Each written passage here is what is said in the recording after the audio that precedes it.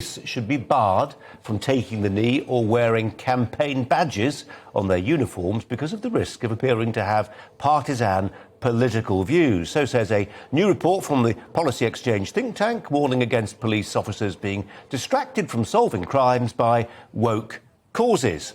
It cited polling that 4 in 10 voters thought the police were more concerned with being woke than solving crime. Let's turn to a former Met police officer and head of crime and justice at Policy Exchange, the think tank, David Spencer.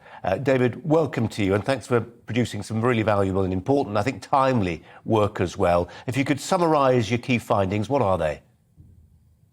Sure, thanks very much. Well, as you say, this report's been published by Policy Exchange today. I think the really important thing to say right off the bat here is that what we're not talking about is taking anything away from the individual police officers who work with real commitment and courage for the public. I think that's really, really important. What we're talking about in the report is the system that they need to operate and work in. And what we're saying in the report is that there are too many ways now where it appears that British policing has lost its way.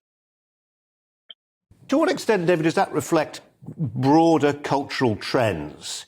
If you live, the police are merely a reflection of the society from which they are drawn. Explore that for us. That they're not out on some tangent. They are simply representing the values of the day.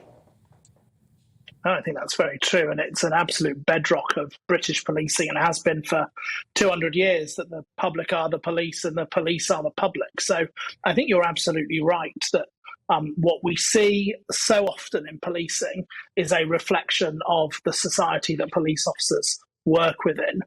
What we're saying is that as society gets more complicated and more complex, particularly around the threat from technology, is actually that we need to relook at how the system and how policing operates and make sure that it's fit for the future and to combat the threats that are coming in the future.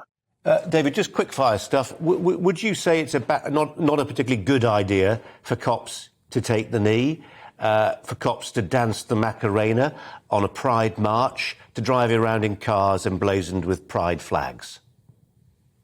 I think that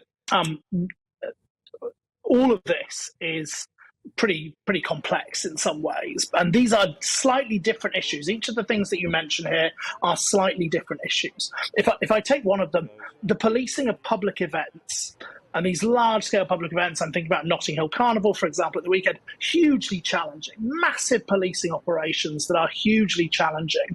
And we cannot underestimate how difficult it is for police officers and police leaders on the ground to navigate. How do you keep people safe on the ground? How do you engage with the public in an effective way?